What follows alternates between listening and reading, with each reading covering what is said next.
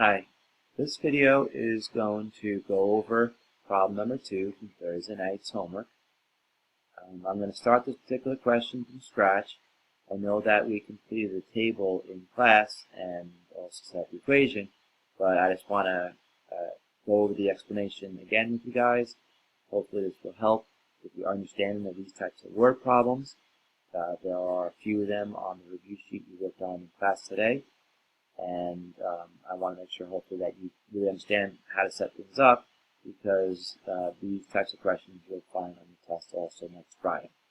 So, problem number 2, you have a train has a scheduled run of 160 kilometers between two cities in New York. The speed of the train is decreased by 16 kilometers per hour, and when this happens, the run will take a half hour longer. We're being asked to solve for the speed of this train.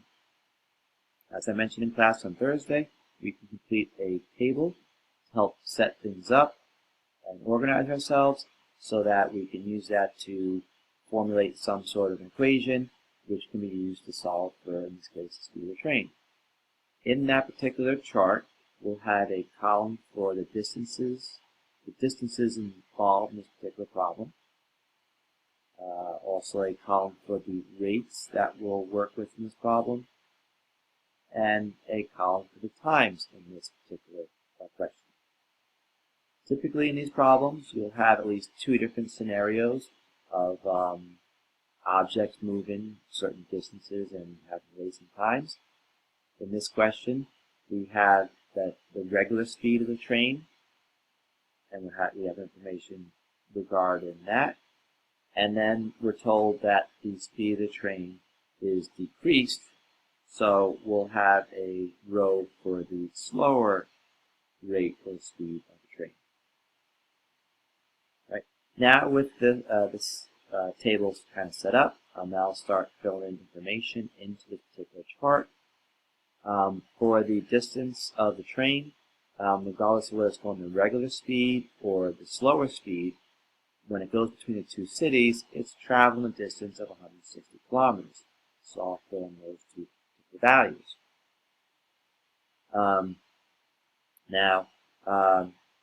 For the rates, we know that we have the speed of the train, and then we're told the speed of the train is decreased by 16 kilometers.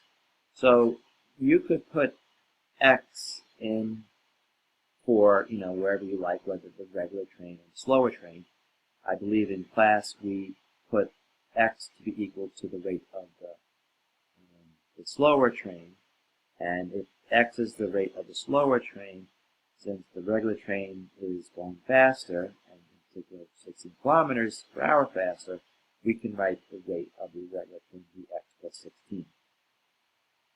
So now that we know the distances and the rates of these two scenarios of train, we can now find their respective times. In particular, for the regular train, the time for that train would be 160 over X plus 16. And for the slower train, that would be 160 over X. So now that we've completed our chart, we now have to figure out how can we use this information to solve or set up an equation that we can then solve to solve the speed of the train. In this case, you have to sort of figure out a relationship between the quantities we have there.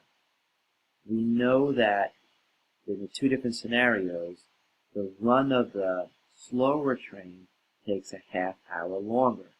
So that tells me that I want to relate or connect the times that I have set up in the last column.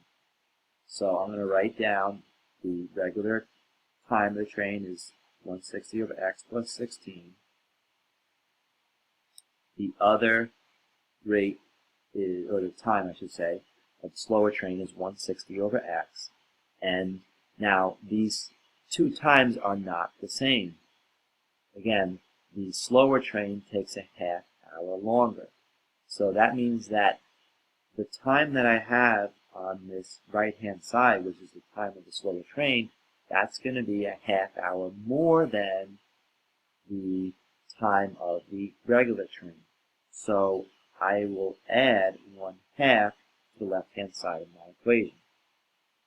I could have, if I wanted to, perhaps have subtracted 1/2 from the right-hand side of the equation to equate these two. You just have to make sure that whatever equation you set up connects the quantities that you placed into your table in the proper manner. Okay, so now that we have an equation, we just have to solve for it. Using the methods that I showed you to solve a rational equation, we would want to multiply each term of our equation set up by our LCD. The LCD in this particular problem is going to be a little bit messy. Unfortunately, each of the denominators are not factorable. So technically, the LCD would be, you'd have to have 2 in there, you'd have to have a factor of x in there, and we'd have to have a factor of x plus 16 in our LCD. That LCD I will now multiply to every single term, every single fraction in the original problem. So we have 2x, x plus 16 multiplied to the first fraction.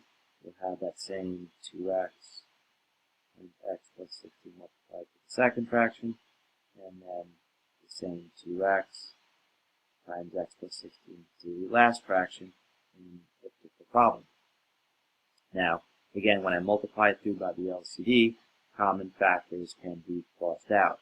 So in the first fraction, the x plus 16 is going to cross out, and I'm left with 2x times 160, which is 320x.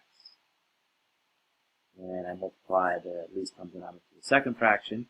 The common factors of 2 can get crossed out, and there I'm left with x times x plus 16, and I'm just going to distribute the x to that binomial and get x squared plus 16x. And then the fraction on the right-hand side, common factor of x can be crossed out, so I'm left with, it will be 320 times the x plus 16 that I have left there, and I'll just distribute that in now, and I'll get 320x plus 320 times 16, which is 5120. And so now I have this equation, which I would just need to solve for. It's a quadratic equation, so I'm going to get my equation to 0. I'll bring everything over to the left-hand side, so I'll have x squared, and then I'll be left with 16x minus 5120. That's all equal to 0. And, we could perhaps try to factor this, but the numbers are large, so we could also just perhaps go to the quadratic formula, which would be x equals to negative 16 plus or minus square root of 16 squared, which is 256, minus 4 times 1 times negative 5120. And this is all over 2 times 1, which is 2. Now, the numbers underneath the square root, you can calculate what that will be. That should end up being square root of 20,736, which winds up being 144. And we get 2 particular answers here, but we're really only going to be interested in the one that yields a positive answer here, which would be negative 16 plus 144 over 2, which ends up being 64. So that is the speed of our slower train, and so if we want that would be the speed of the slower train, but if we want the speed of the regular train at its regular speed, that would be 16 more than 64, which is 80. So hopefully this video helped you understand how to solve this particular word problem, and there's another video for the problem number 3 to explain that problem as well. Hope you have an awesome weekend. Take care.